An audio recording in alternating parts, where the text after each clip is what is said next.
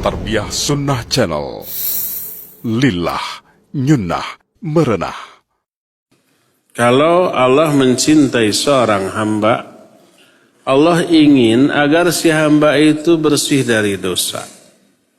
Ditunggu tobat? Tidak. Atau ada tobat kurang berkualitas. Allah bantu untuk menghapus dosanya dengan diberikan ujian dan musibah, baik sakit, kesedihan, atau penderitaan lain. Berkata Rasul sallallahu alaihi wasallam, "Innallaha idza ahabba qauman ibtalahum." Sesungguhnya Allah kalau mencintai satu kaum, Allah akan memberikan ujian atau musibah kepada orang itu. Apa dampak dari musibah dan kenapa kalau mencintai itu harus diberi musibah? Karena untuk menggugurkan, menghapus dosa-dosanya.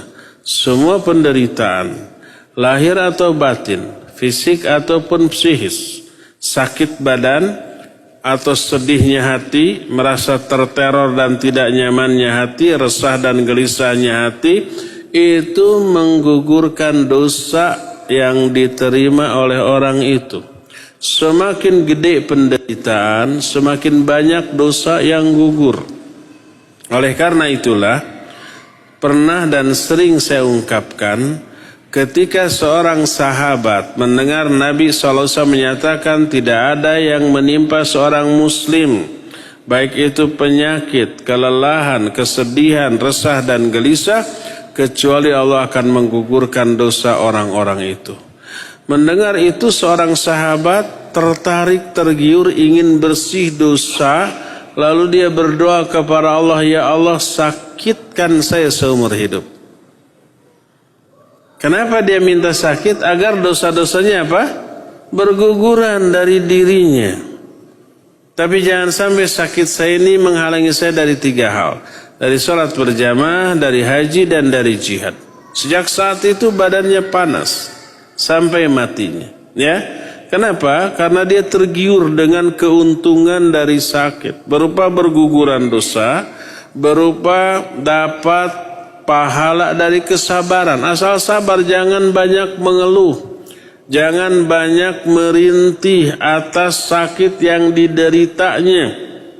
Apalagi umpamanya suudzon kepada Allah dan menyalahkan Allah. Ya Allah, kenapa orang kafir, orang yang durhaka tidak ibadah sehat-sehat saja, saya yang suka ibadah kok diberi sakit? Nggak boleh suudzon begitu. Sakit itu kasih sayang Allah. Dengan sakit dosa gugur. Orang yang sehat dengan sehatnya dia wajib ibadah, wajib ikhtiar, ternyata tidak, itu nambah dosa. Sehatnya lebih banyak nambah dosa. Kalau sakit jelas mengurangi dosa, menggugurkan dosa, meraih pahala kesabaran.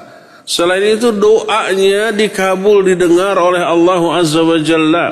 Maka dalam sakit perbanyaklah doa, perbanyaklah zikir, perbanyaklah optimisme, sabar, jangan mengeluh, jangan merintih, jangan suudzon kepada Allah.